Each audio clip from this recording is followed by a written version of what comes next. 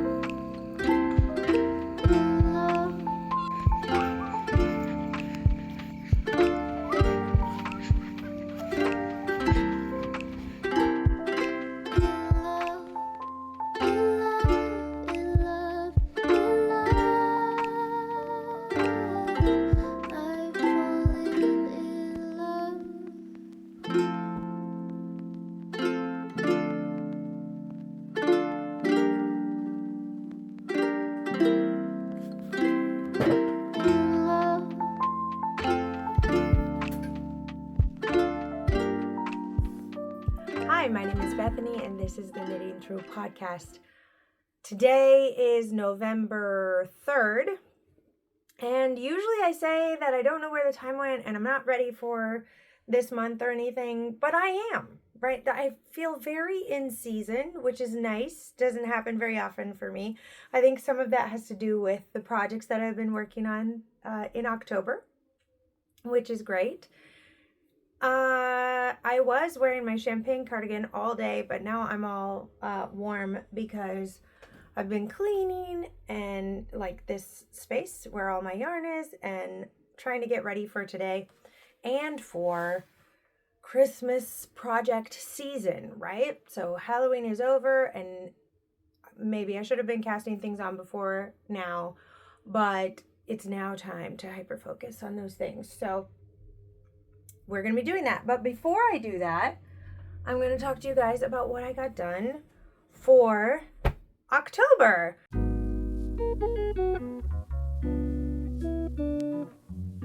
I have a couple of sewing finished objects and 2 pairs of socks to show you for finished objects. And then I only have 2 whips that I worked on this month. So it's going to be not heavy on the project side, but that is okay. That's what I've been aiming for this year, is to not have as many whips that I've been working on all at the same time. That way I can actually finish some. It's nice to finish them. So let me share with you my sewing whips first. I have chapters in the description box, so if you're wondering, oh my gosh, I'm not interested in the sewing, you live your best life. Stick around with me at the beginning. Go to the chapters about the knitting. Come back later. Do whatever you want. I'm not gonna tell you to do. Yeah, I'm not gonna tell you what to do. So you're in control of what you need to do. So this is the Vogue 1890 pattern, and I picked it up because I liked that it had belt loops and I liked the pockets. I didn't really understand how great the pockets were when I saw it, but if you have a skirt, a fuller skirt especially, and you choose not to put pockets in it, I just don't understand. I don't understand that. We have different values. I just noticed my Pothos plant is like another leaf is uncurling. Oh, that's so satisfying. This is, I did a yellow version. I had purchased fabric. I purchased this red fabric. I purchased this brown fabric. And then I purchased this beautiful mustard yellow fabric also. And I started with the yellow one because I was excited about that one. And I did it to specs. And then it didn't fit me. I finished the waistband and it was significantly bigger than it was supposed to be. I've kind of walked through this journey with you last time because I hadn't sewn these yet, but I had sewn that one. It was vastly disappointing. I was really excited about these new things. I'd never done a zipper fly before. I'd never done belt loops before. And I'd never done pockets like these before. I've done pockets, but not like this. And I love an in-hip pocket. I love it. But these are even better than what I've experienced before, and you'll see why. Hi, this is Editing Bethany here. I'm frustrated because I told you twice that these pockets were so great and that I'd tell you why, and then I didn't end up telling you why. So I'm going to show you. They are attached here to the waistband. So, of course, an in-hip pocket is inside the hip, right? And so you make that, you can make it so that it has this little, oh, what do I want to call it? It can be like this, or it can be straight, right? Which gives you no view of like the back pocket lining. Either one is totally fine and doesn't really affect the functionality a lot. But this here being attached, the top of the pocket being attached to the waistband means I can put lots of heavy stuff in my pockets. And these pockets are huge. I love how big they are. They're fabulous. And this is a lot of how men's wear is made, where they put the pockets in the waistband here. And then that means that when I put things in there, instead of it being just on the side, so when I put something heavy in it, it looks like this. It looks weird from the, the outside of my skirt. It'll just stay, and it'll be really easy, and my pocket will stay in the same place all the time. So I didn't finish the yellow one. I finished the waistband on the yellow one and sent a ranty message to my sewing friends, and then one of them said, well, just undo the waistband and try again. And I thought, I'm not going to do that. I have 2 other skirts waiting for me. This will just be the error part of trial and error, right? I have a friend who, obviously, we all have different body shapes. And I thought, you know what? Maybe this will fit her. I'm also not great at looking at something and then being like, that'll fit in that space, or that'll fit around that person. So I handed it to her and said, if this fits you, great. If it doesn't, whatever. I don't think I can find it in my heart to pick it apart and do again. So thankfully, she's also an accomplished sewist. And so I didn't do the buttonhole on it. I didn't put buttons on it. I didn't hem it or anything, which are the things that were left to do.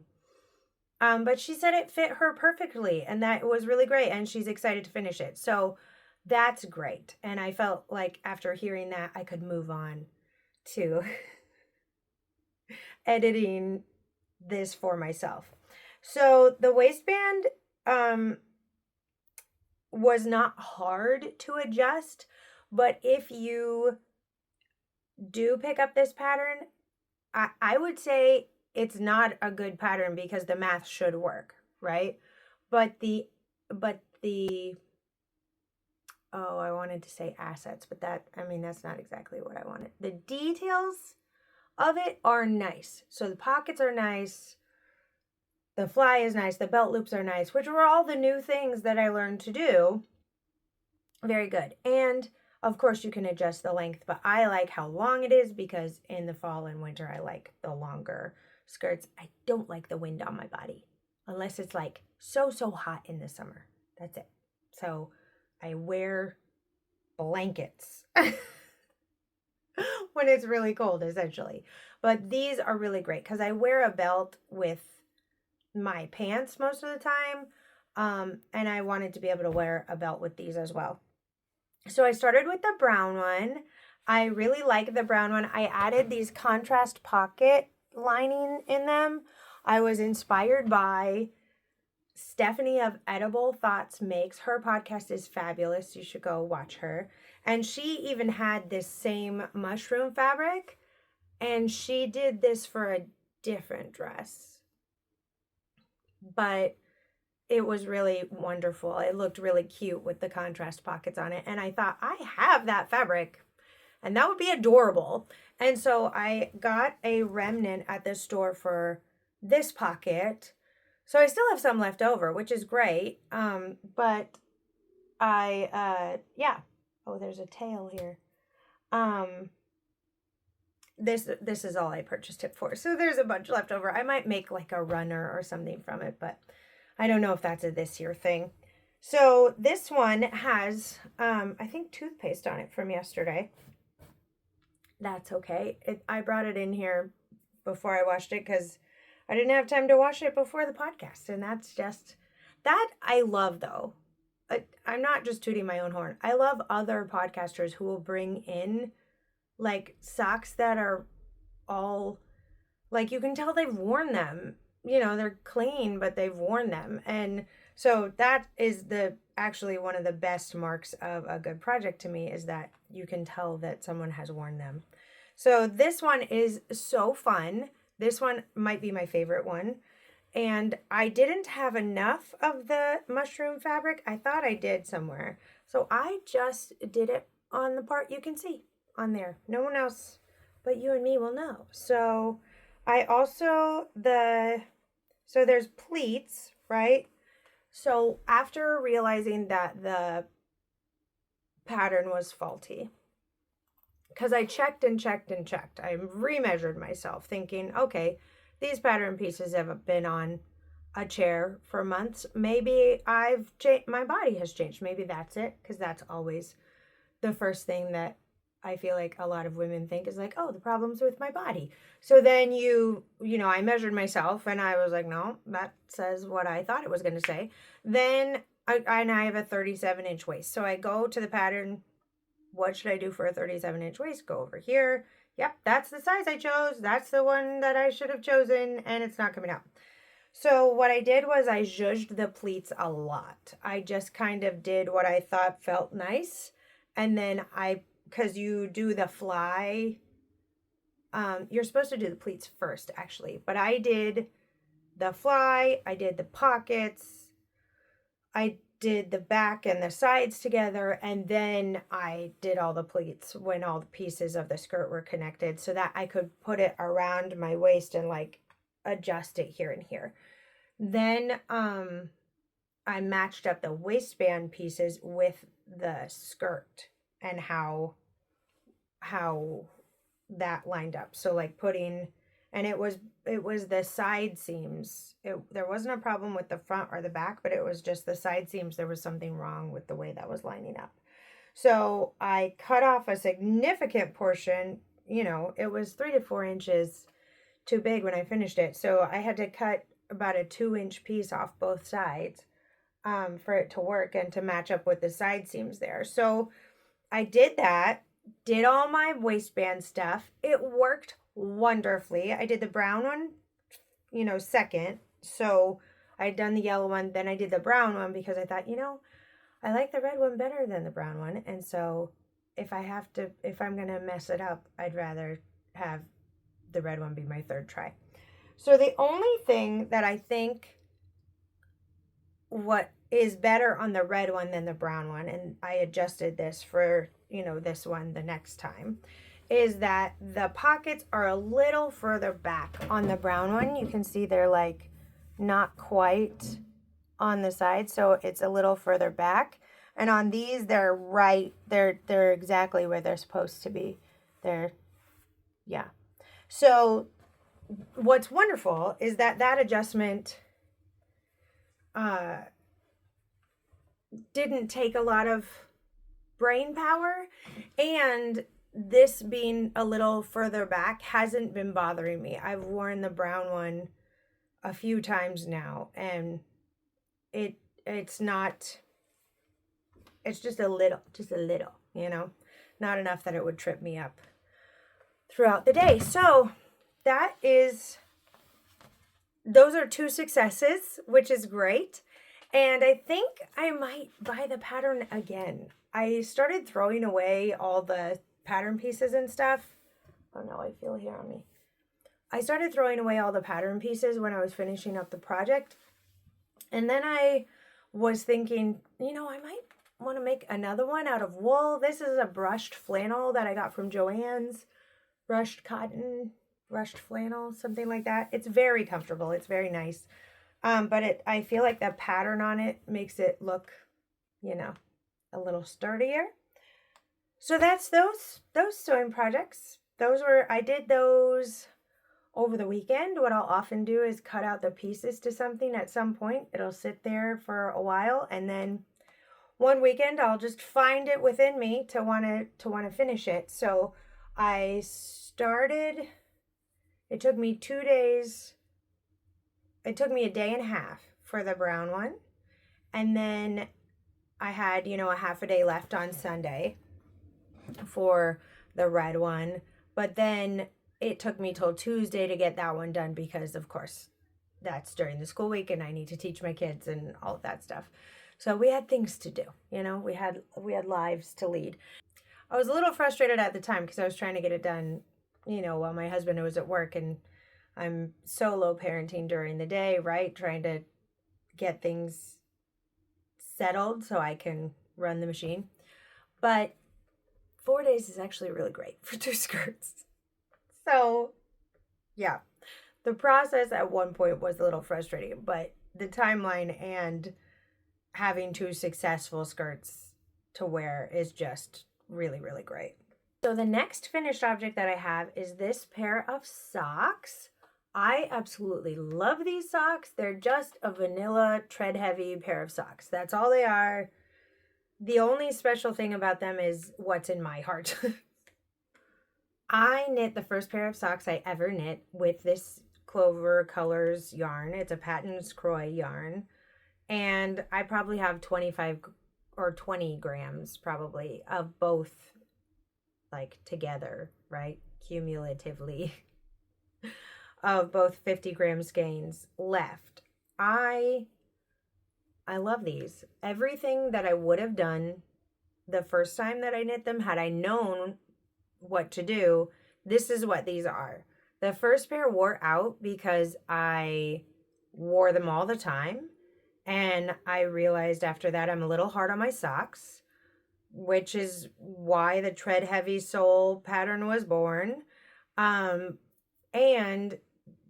I'm so excited about it because I've since then knit multiple, you know, tread heavy socks that have lasted me months and months, and they show no sign of getting thin or anything. So these are just really exciting to me. I have a 2x2 cuff on there. I did a long tail cast on for the knit stitches and a German twisted cast on for the purl stitches.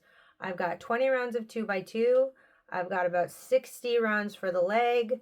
I've got my tread heavy heel going on there where it follows down onto the bottom of the heel, and my ball of the foot thing here, and a rounded toe. This is a 64 stitch circumference. It was really wonderful to knit with this yarn again. I loved it the first time. I really liked it the second time too.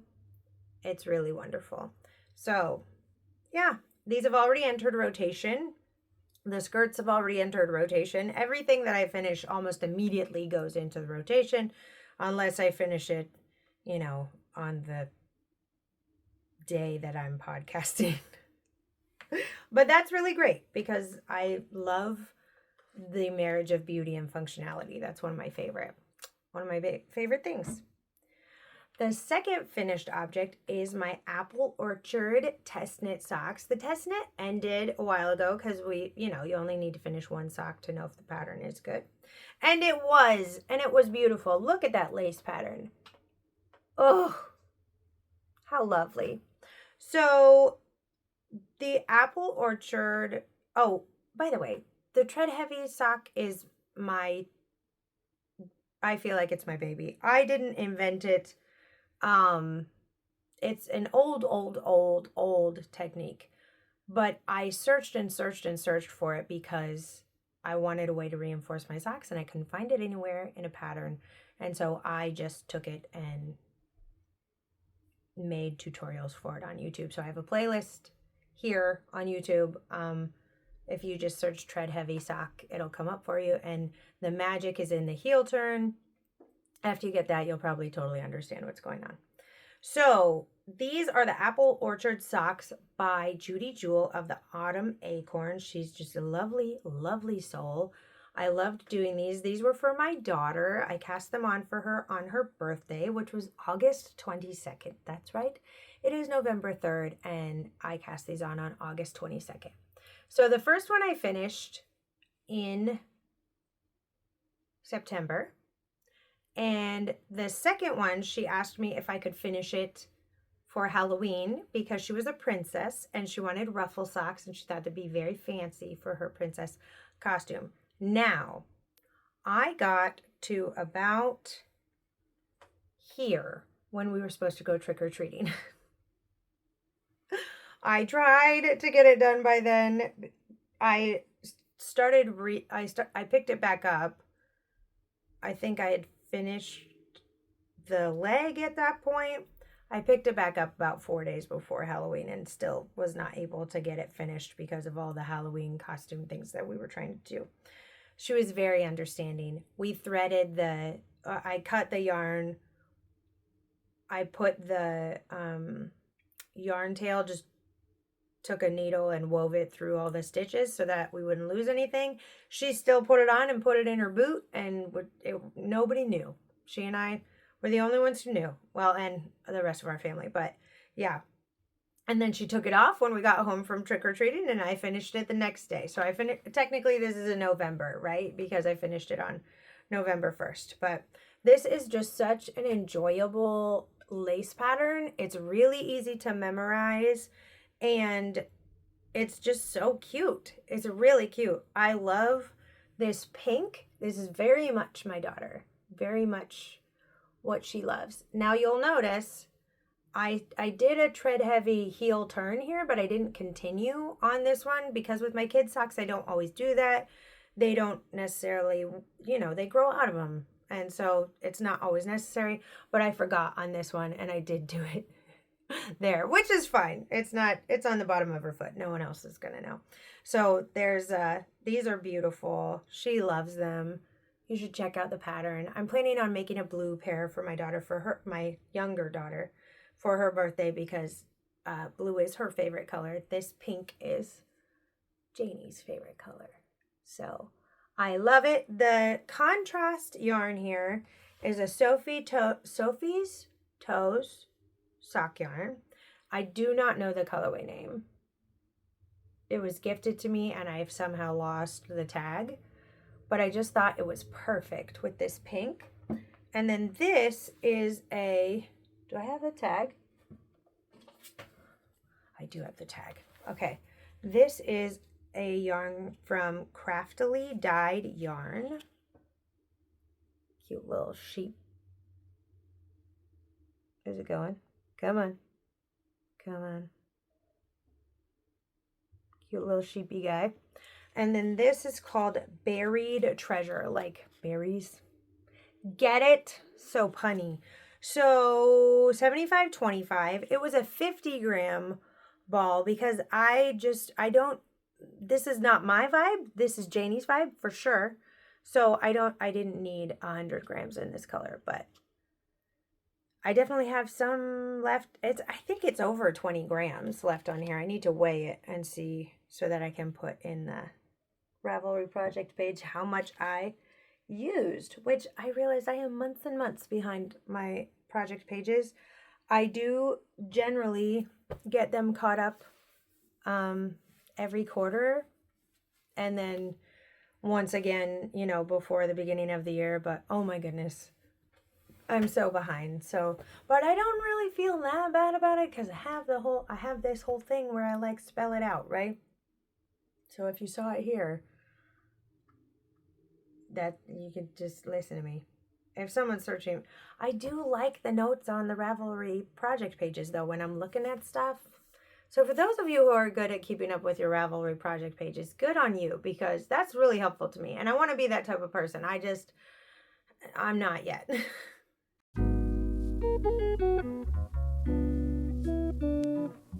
I I lied earlier. I actually have 3 works in progress that I've worked on. Okay, so this is a sock, an almost vanilla sock. It's the biscuits sock recipe. So it's very similar to the Hermione's Everyday sock recipe. This is also Patton's Croy yarn. I just love it. It feels so sturdy. And I'm right at where I need to put in a heel flap, so I have stopped. And I'm thinking about what I want to use for that. So I went to the store and got the colorway flax in this because I use it all the time for heels and toes, and I think it would look nice with this. So that's the next step for this. I've been doing, when I finished the Clover Colors socks, I just started using this as my bedtime knitting, and it's been wonderful. The only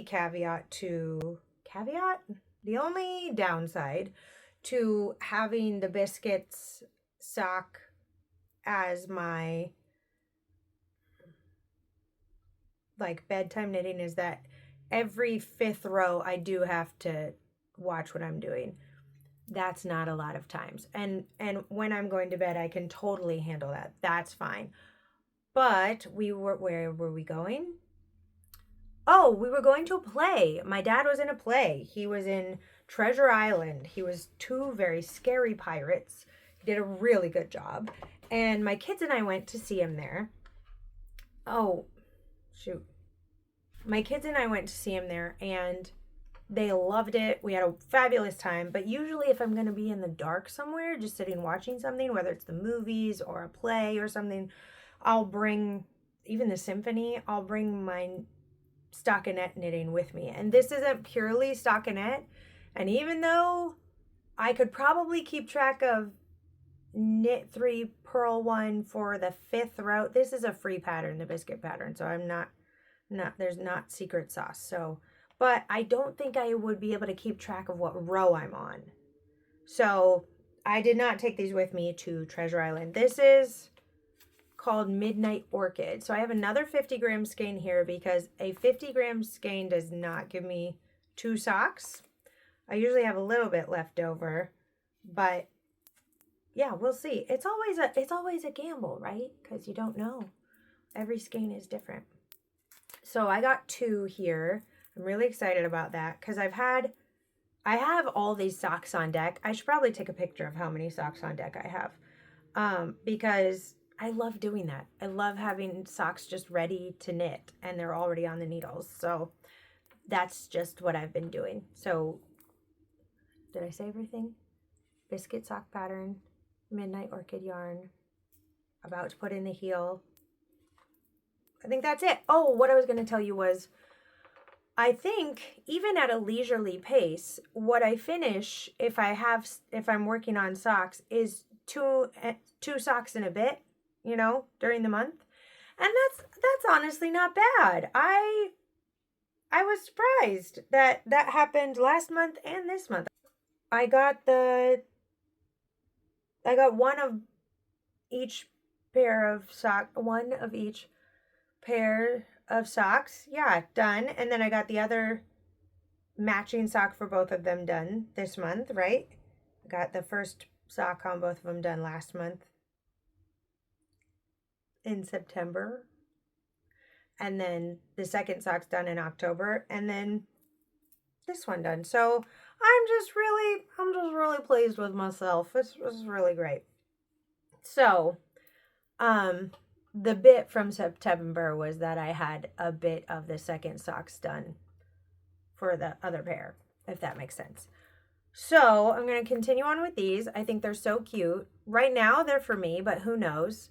64 stitches works for a lot of people in my family, so who knows what I'll do with it. They may be gifted in a Christmas gift also at some point. I'm notorious for doing that, for planning on something to be for me and then switching it when it's done because it's beautiful and it's about time for someone's birthday or Christmas or something. So this is the Musselburgh that I took to the Treasure Island show. I got from that stitch marker up. So maybe 1.5 inches done there. And this is just the one that I'm keeping on the needles. I'm trying to be patient about it, because if I move, sometimes when there's something on my, even what I know a lot of people call a handbag knit, where it's just in there for you to work on. If a handbag knit is on my needles for too long, I just want to finish it and then I can cast on something else. But if I do that, then I am stuck again at some point without something to work on. So eventually, I like doing these muscle burrows with ribbing in the middle. And so eventually I will be at a point where I'll have to work on some other stockinette business, but we'll see. We'll see how that works. And then this yarn is by Mouse Witch Yarn. This came in the sock advent for 2023. Sorry, I was checking to make sure I was right. 2023. And this was week 2. So I just love this purple. I think it's going to look really good with my hair eventually. And I love the way she dyed this up. I love the way she speckles. Her podcast, Mandy's podcast, is called, I do this every time. I did this last time too. I'm going to put her podcast name on the screen because I can either remember the name of her, Mouses Makes. Thank you. I can either remember the name of her yarn business or her podcast. I can't remember both at the same time. I don't know why I don't have enough space for that in my brain. She's my friend. I don't know why. I don't know why I have trouble with that. But yeah, this has been nice to just be able to grab. I actually forget about it until I look at my projects and I'm like, oh no, I don't have a stockinette thing. And then I'm like, oh, I do. Okay, great. So I'm hoping I stay in that space. The last work in progress that I have is the Stephen West Mystery Knit Along. I'm just going to show it. I'm not going to give any, timestamps for when it's done, because the mystery part of it is long over. And if you don't want to be spoiled by it, I'm pretty sure you're having to do a lot of work in your life to not have any spoilers on that at this point. So, sorry. So I have Clue 2 finished. I was hoping to start Clue 3 recently, but I did not. I had other things that I'm doing. And now that I have, I didn't weave that in.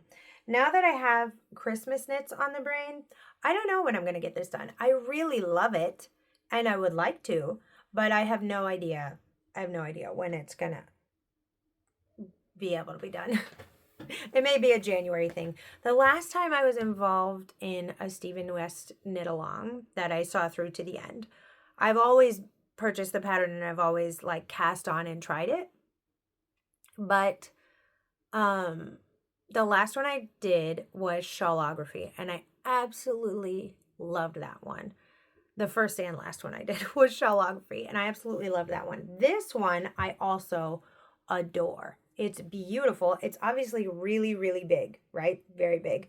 And I can already, wrap it all the way around myself with some room to spare because it's getting stuck on the needles, right? Because it's all zhuzhed in there. Now, what I need to do, oh no, I'm being tangled.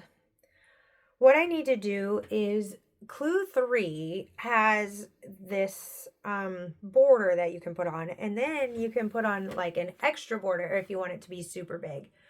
I like the look of the extra border a lot. However, I don't know if I want it to be that big. So I've been contemplating whether I want to do the first border or if I want to kind of do an I-cord bind off of where I am now and do the second border on where that is. I'm still thinking about it. I don't know. What I should probably do, because what you do next is you pick up on the inside and work this direction. So I love these semicircles. I love that we're working both directions on the shawl. I love the whole thing. I've really, really enjoyed working on this. I really enjoyed working on it with my Zoom friends. My husband calls them my Zoomies. I said, I've been talking to my Zoom friends about the shawl and like this and this. And he goes, oh yeah, your Zoomies. And I didn't realize he had a nickname for them. I just think that's the cutest thing. So my colors, I have probably the lowest contrast Stephen West shawl you've ever seen in your life, but I love it. I love it. It's very me. So that's what I was going for this year, is colors that I would really like, not necessarily that are close to a kit that he's put together that I like the best out of those kits or whatever. I just went in, saw what I had, 200 grams of each color in fingering weight yarn in my stash. And really, these were the only viable options, and I'm so glad they were. So this gray is actually a mystery yarn because I don't know what it is. I think there's some silk content in it because it's like cooler to the touch than the other things, and it's a little bit heavier. It's 100 grams per skein, but like I'm not getting the same yardage as I am with the purple. And the purple is a Pearl Soho good wool in Coastline Gray. It's this purpley color. So this is my second skein, and this is the main color, so I'm assuming, you use more of that. But this is my second skein for the main color, and I have this much left for the contrast color. And we are using a lot of both of them. For the mohair dare, I did a Surrey alpaca instead. It's a 74% Surrey alpaca, 26 74% Surrey alpaca, 26% mulberry silk in the colorway Moss. It's the Cumulus base by Fiber Space. I always want to say Fiber Space, but it's Fiber Space. And I love this. I've used this before. It's actually a little bit brighter than it's coming up on the camera. Yeah. And I thought this green would help bring out the purple tones in the contrast color. I was hoping it would do that. Yeah, that's the main thing.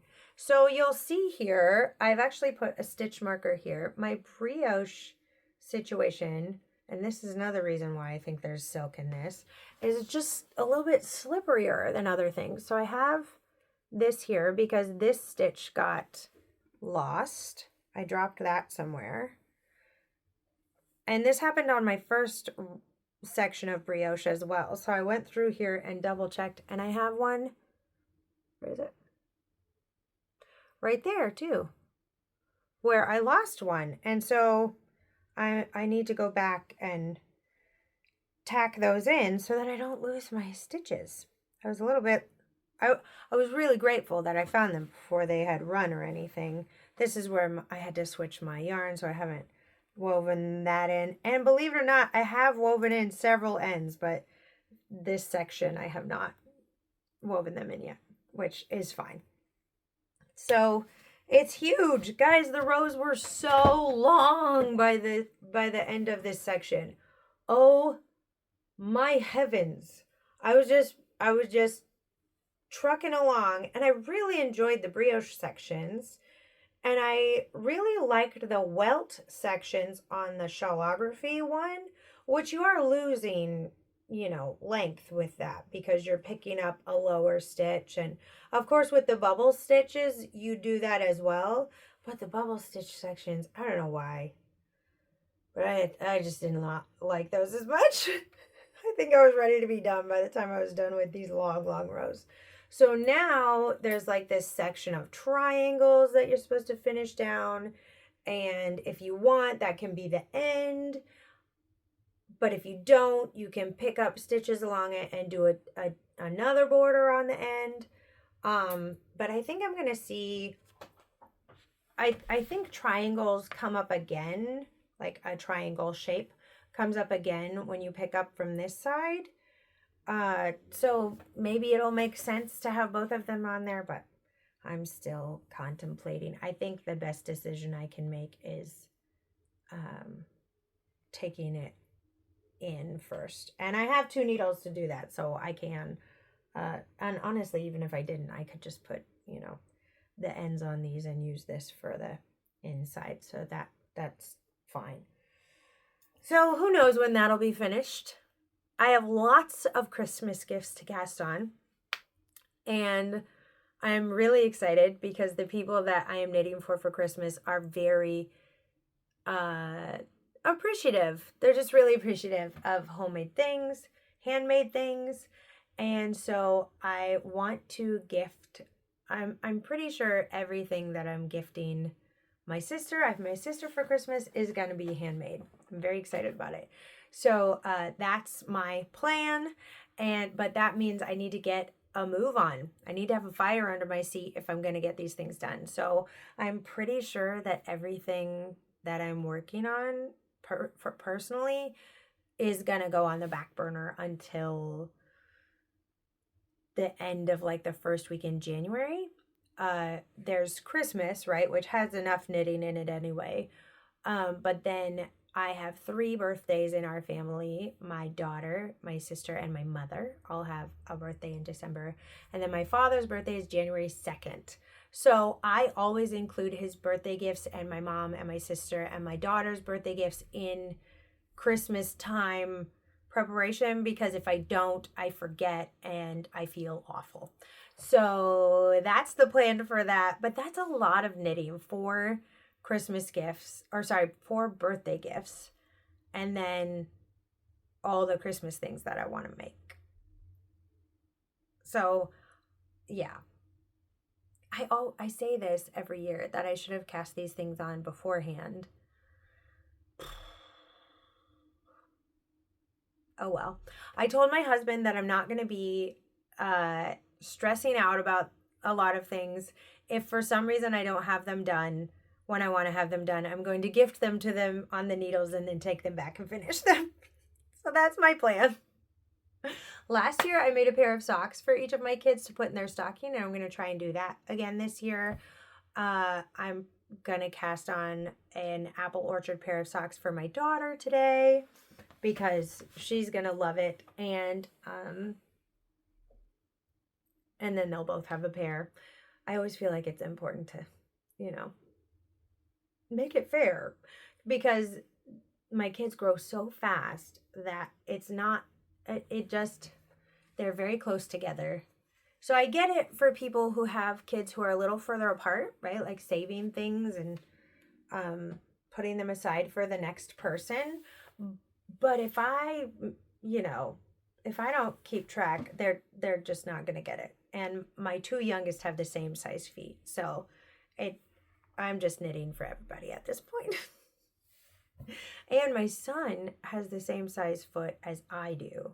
So what's great about that is if I have a pair of socks for myself, then I just go with, that for him. So, yeah. Oh my goodness, so much to do. But I was so glad to get on here and talk to you guys, because I feel like I can move on from the fall themed things and move into, the Christmas preparation season, because we still have Thanksgiving, right? But obviously if I start knitting things on December 1st, I'm never going to make it. So Christmas prep is in my heart, even though I don't do any Christmassy stuff around other people until December hits, or the day after Thanksgiving. But that's just, that's how it has to be. So I listen to Christmas music by myself sometimes, or with my kids. They're pretty cute about it. That's all I have for today. This is the end of the podcast. If you made it to the end, leave me a little emoji or a comment or something. I love knowing who made it to the end. And I'll see you next time. Bye.